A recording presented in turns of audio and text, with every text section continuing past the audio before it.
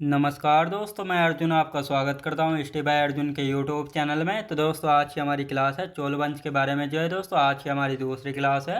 तो दोस्तों वीडियो को अंत तक जरूर देखना ताकि सभी क्वेश्चन जो है आपको आसानी से याद हो जाएं। साथ ही दोस्तों अगर आप हमारे चैनल पर पहली बार आएँ तो हमारे चैनल को भी सब्सक्राइब कर लीजिएगा, साथ ही बेल आइकन को प्रेस कर लीजिएगा ताकि हमारे आने वाले वीडियो का नोटिफिकेशन जो है आप तक पहुँचता रहे। चलिए दोस्तों वीडियो को स्टार्ट करते हैं।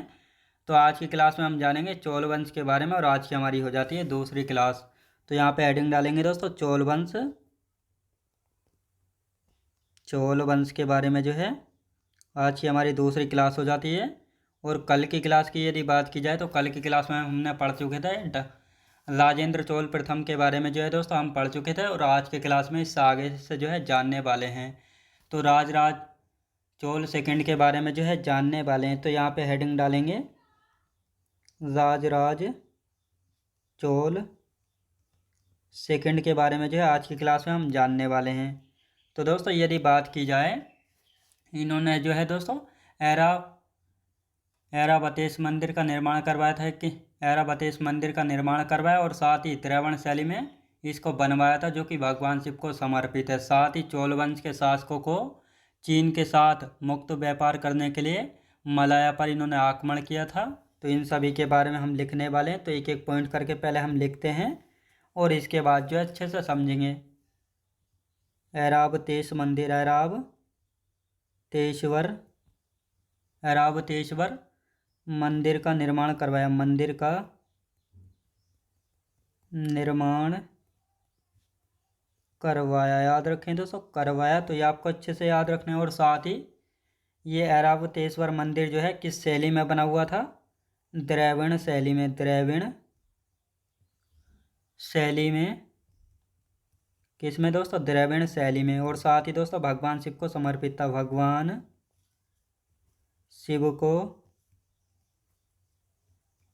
समर्पित था, याद रखें दोस्तों भगवान शिव को जो है समर्पित था। तो ये आपको अच्छे से याद रखना है। अब दोस्तों यहाँ पे हम बात करते हैं चोल वंश के शासकों ने चोल वंश के शासकों ने चोल वंश के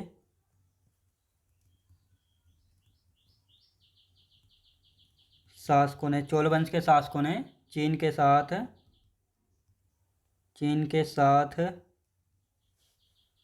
मुक्त व्यापार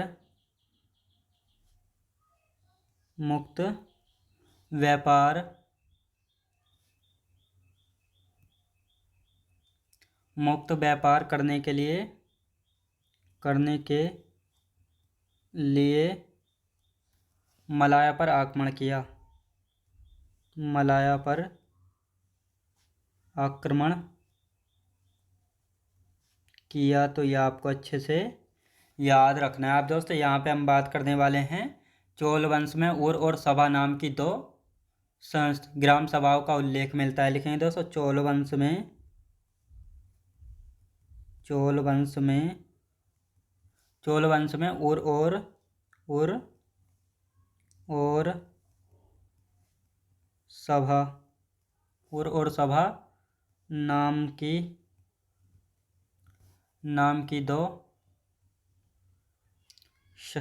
नाम की दो ग्राम सभाओं का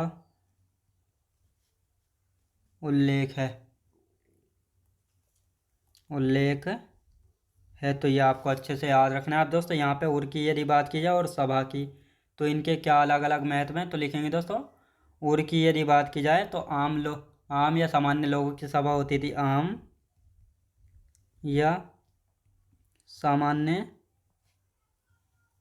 लोगों की सभा। और दोस्तों यहाँ पे हम बात करते हैं सभा की यदि बात की जाए तो दोस्तों ये जो है ब्राह्मणों की सभा होती थी। ब्राह्मणों की सभा, ये जो है ब्राह्मणों की सभा होती थी। तो ये आपको अच्छे से याद रखना है। अब दोस्तों यहाँ पे हम बात करने वाले हैं, यहाँ पे भूमि देख लेते हैं। भूमि जो है कितने प्रकार की होती थी, यानी भूमि के प्रकार। तो ब्राह्मणों को उपहार दी गई भूमि को ब्रह्मदेय कहा गया। क्या दोस्तों? देय कहा गया। जो मंदिर को उपहार दी गई भूमि होती थी इसको देवदान, साथ ही विश्वविद्यालय के रखरखाव के लिए दी गई भूमि को सलभोग कहा गया। और साथ ही दोस्तों ग्राम यानी गैर ब्राह्मण किसान को दी गई भूमि को बेलन वागई कहा गया। और साथ ही दोस्तों जैन संस्थानों को दान की गई भूमि को पल्ली छंदम कहा गया। क्या दोस्तों? पल्ली छंदम जो है कहा गया। तो अब इन सभी को यहाँ पे हम लिख लेते हैं और उसके बाद जो है आगे की यहाँ पे हम चर्चा करेंगे। तो लिखेंगे दोस्तों भूमि के प्रकार, भूमि के प्रकार, भूमि के प्रकार देख लेते हैं। तो यहाँ पे हम बात करते हैं, सबसे पहले हम बात करेंगे दोस्तों यानी ब्राह्मणों को उपहार दी गई भूमि को, ब्राह्मणों को उपहार दी गई भूमि। तो इसको क्या कहा जाता था? इसको जो है ब्रह्मदेय कहा जाता था, ब्रह्मदेय, इसको ब्रह्मदेय जो है कहा गया। और साथ ही दोस्तों यहाँ पे हम बात करने वाले हैं मंदिरों को उपहार दी गई भूमि, मंदिरों को उपहार दी गई भूमि यानी मंदिर को जो है दान में दी गई भूमि को क्या कहा गया है? तो उसको जो है देवदान कहा गया है, देवदान, क्या? देवदान कहा गया। और साथ ही दोस्तों यहाँ पे हम बात करने वाले हैं विद्यालय रखरखाव के लिए दी गई भूमि, विद्यालय रखरखाव,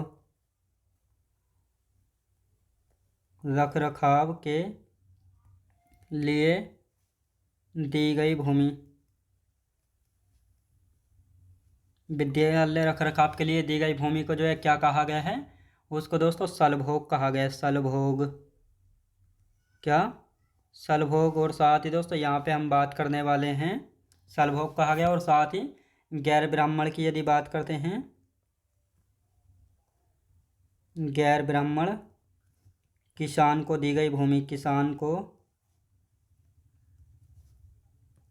दी गई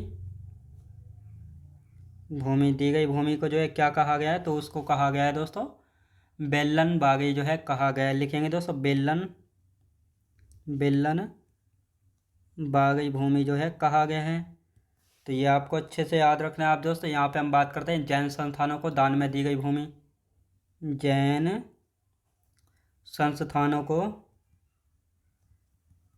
संस्थानों को दान दी गई भूमि, दान दी गई भूमि। तो इसको क्या कहा गया? इसको कहा गया है दोस्तों पल्ली छद्दम कहा गया, पल्ली छद्दम जो है कहा गया है। तो अब इनका हम एक बार रिवीजन कर लेते हैं ताकि आप सभी को अच्छे से याद हो जाएं।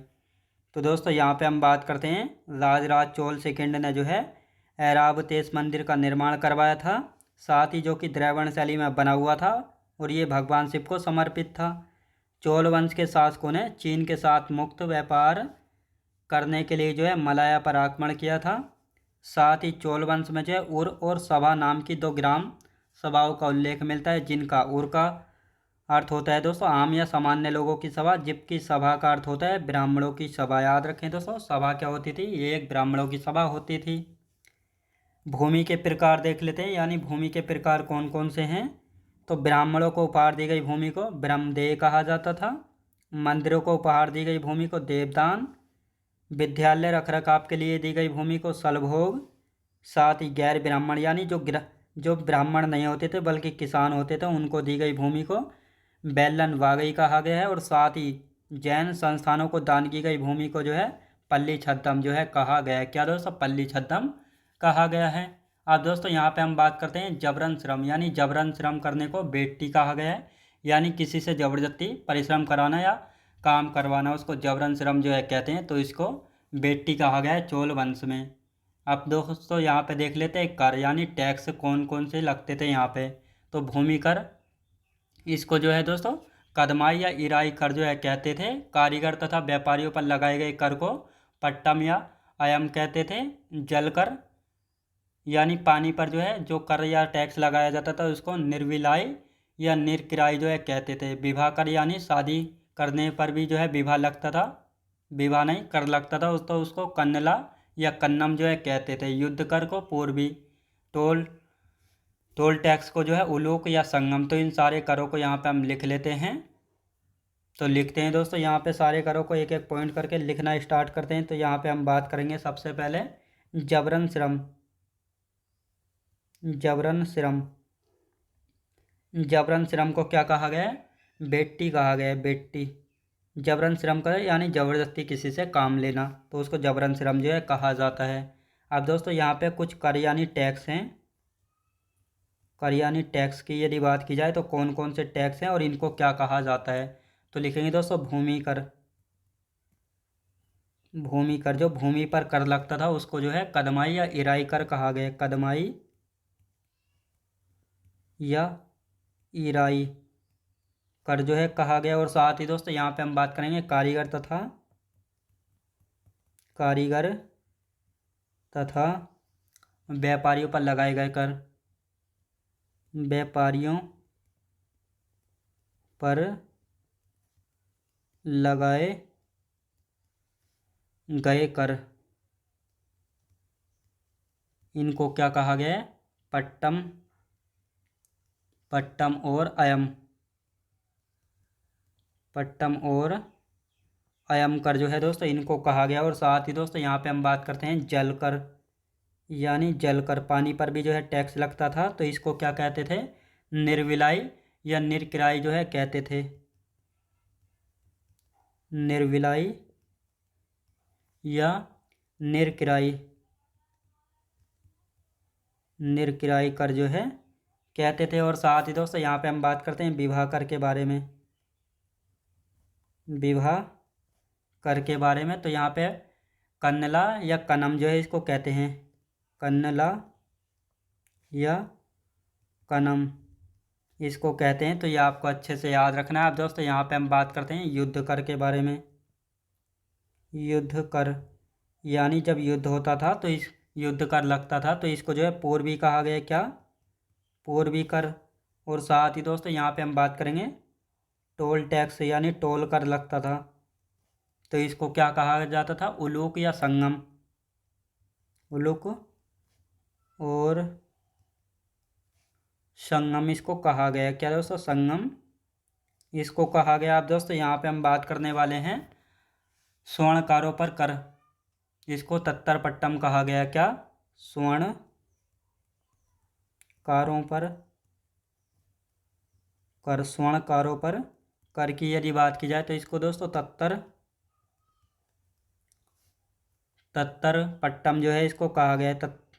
तत्तर पट्टम इसको कहा गया है। तो ये आपको अच्छे से याद रखना है। आप दोस्तों यहाँ पे बात करेंगे चोल राजवंश की कांस्य मूर्तियाँ, इनको लुप्तमोम तकनीक का उपयोग करके जो है बनाई जाती थी। तो इस पॉइंट को यहाँ पे हम लिखेंगे, यानी चोल राजवंश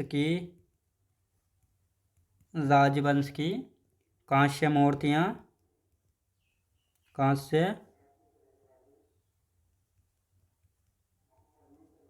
कांस्य मूर्तियाँ जो हैं लुप्त मोम तकनीक का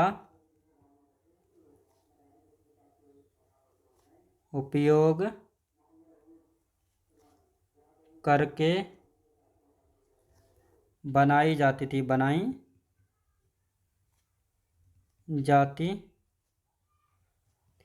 तो ये आपको अच्छे से याद रखना है। अब दोस्तों यहाँ पे हम बात कर लेते हैं अंतिम शासक कौन था? अंतिम शासक राजेंद्र चोल थर्ड। अंतिम शासक राजेंद्र चोल थर्ड। तो ये आपको अच्छे से याद रखना है दोस्तों। यहाँ से जो है क्वेश्चन बनते हैं, हम सिर्फ केवल उन्हीं को हमने लिखा है यहाँ पे। तो अब यहाँ पे हम बात करने वाले हैं यानी जबरन श्रम, यानी किसी से ज़बरदस्ती परिश्रम कराना या मेहनत कराना, उसको जो है बेट्टी कहा गया है। अब यहाँ पर कौन कौन से टैक्स या कर लगते थे तो इनको देखते हैं। भूमि कर, इसको जो है कदमाई कर या इराई कर कहते थे। कारीगर तथा व्यापारियों पर लगने वाले कर को पट्टम और अयम कहते थे।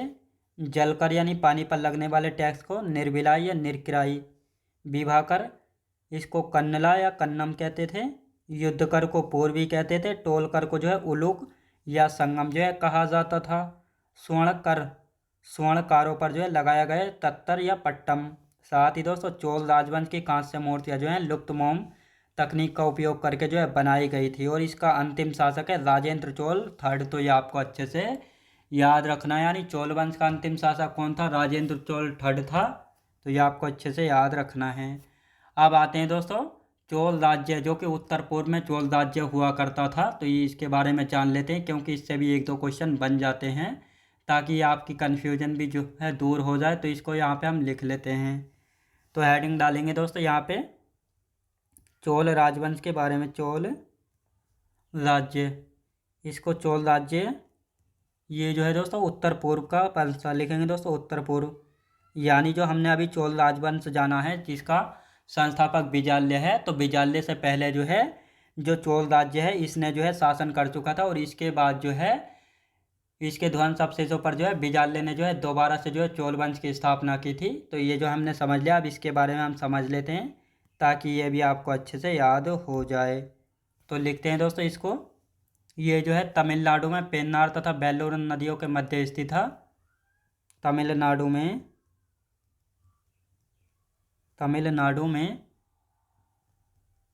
पेन्नार तथा बेल्लारू नदियों के मध्य स्थित था। नदियों के मध्य स्थित था। तो ये आपको अच्छे से याद रखना है। अब इनके राज चिन्ह की यदि बात की जाए, राज चिन्ह क्या था? राज चिन्ह था बाघ। क्या था दोस्तों? बाघ। अब राजधानी भी देख लेते हैं। राजधानी क्या थी? राजधानी थी दोस्तों मलनूर या उरेयूर। याद रखें दोस्तों, मलनूर या उरेयूर। मलनूर या उरेयूर। तो ये आपको अच्छे से याद रखना है। अब दोस्तों यहाँ पे हम बात करते हैं इस वंश का सबसे महत्वपूर्ण शासक कौन था? करिकाल था। इस वंश का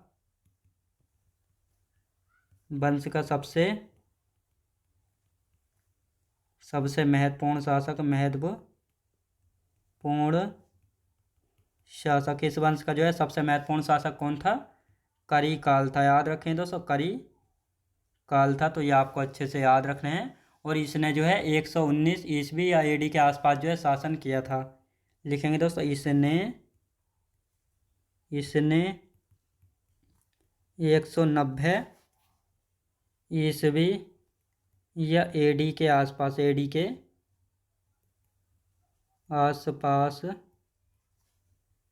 शासन किया था। शासन जो है किया था। तो ये आपको अच्छे से याद रखना है। इसने जो है दोस्तों पुहार बंदरगाह की स्थापना की थी, जिसको जो है आधुनिक कावेरी पत्तनम भी जो है कहा गया है। और साथ ही दोस्तों तंजौर निकट बेरनी के युद्ध में जो है इसने किस किस को हराया था? तो चेर तथा पांड्य राज्यों के 11 राजाओं को हराया था। तो ये आपको अच्छे से याद रखना है। तो अब इसको लिख लेते हैं दोस्तों। लिखेंगे इसने, यहाँ पे किसकी बात हो रही है? तो अभी तक जो है करिकाल की ही जो है बात हो रही है। इसने पुहार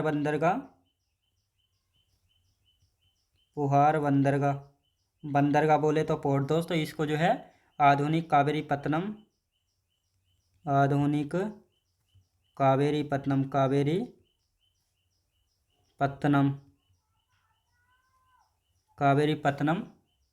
की जो है स्थापना की थी। किसने की थी? करिकाल ने की थी। तो ये आपको याद रखना है, करिकाल ने की थी। तो ये आपको अच्छे से याद रखना है। अब दोस्तों यहाँ पे हम बात करते हैं तंजौर के निकट जो है इसने तंजौर के निकट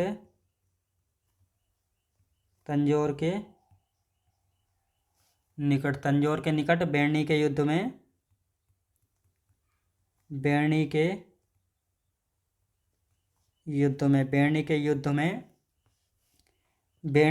में जो है दोस्तों इसने किन किन को हराया था? तो लिख लेते हैं चेर तथा पांड्य राज्यों के राज्यों के 11 राजाओं को हराया था। 11 राजाओं को हराया था। किसने हराया था? करिकाल ने जो है हराया था।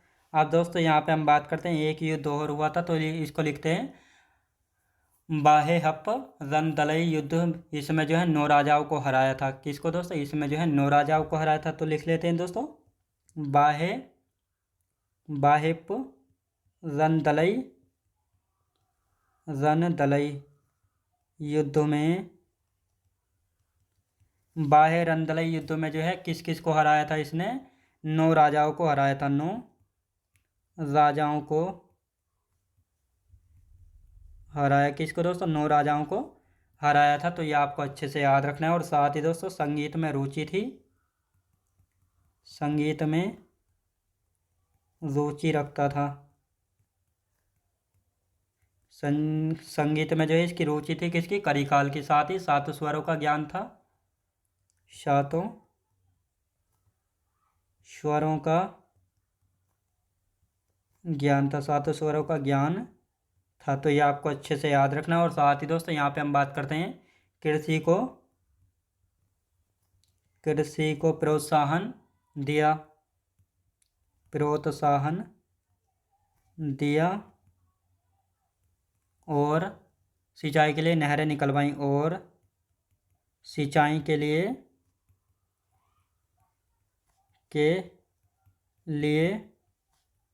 नहरें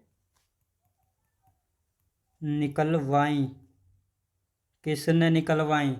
करिकाल ने निकलवाई। याद रखेंगे दोस्तों, नहरें निकलवाई या खुदवाई। तो ये आपको अच्छे से याद रखना है। और ये हमारा टॉपिक हो गया है कंप्लीट, यानी चोल वंश भी हमारा हो चुका है समाप्त। तो दोस्तों चोल वंश जो है थोड़ा टॉपिक जो है बोरिंग है, तो बिल्कुल कंफ्यूज नहीं होना है। अब दोस्तों यहाँ पे हम इसका एक बार रिवीजन कर लेते हैं, फिर इससे आगे की चर्चा जो है करेंगे। यानी चोल राज्य जो कि उत्तर पूर्व की यहाँ पे हम बात करते हैं, ये जो है दोस्तों तमिलनाडु में जो है, तमिलनाडु में पेन्नार तथा बेल्लारू नदियों के मध्य स्थित था। और इसका राजचिन्ह था बाघ। क्या था? राजचिन्ह था। राजधानी की बात की जाए मलनूर या उरेयूर इसकी राजधानी हुआ करती थी।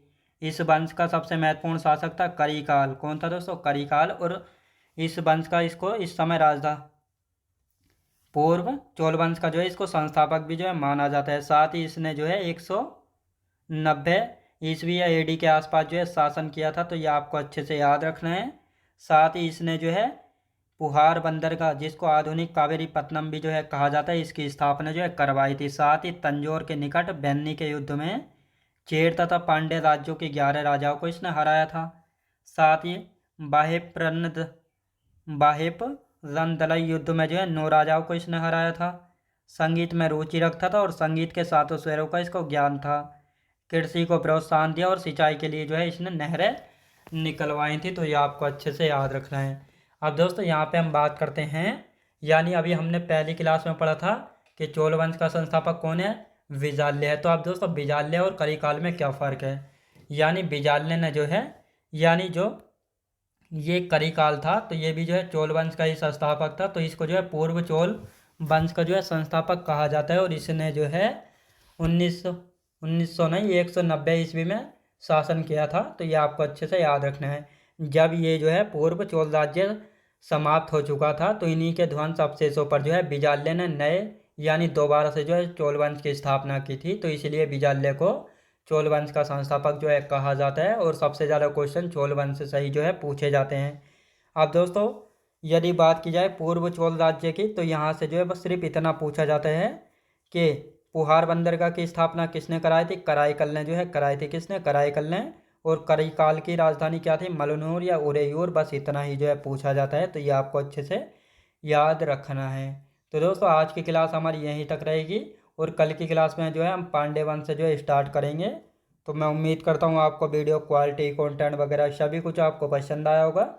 पसंद आया तो लाइक शेयर और सब्सक्राइब करना बिल्कुल भी ना भूलें। साथ ही दोस्तों अगर आप हमारे चैनल पर पहली बार आएँ तो हमारे चैनल को भी सब्सक्राइब कर लीजिएगा, साथ ही बेल आइकन को प्रेस कर लीजिएगा, ताकि हमारे आने वाले वीडियो का नोटिफिकेशन जो है आप तक पहुँचता रहे। चलिए दोस्तों मिलते हैं नेक्स्ट वीडियोज़ में।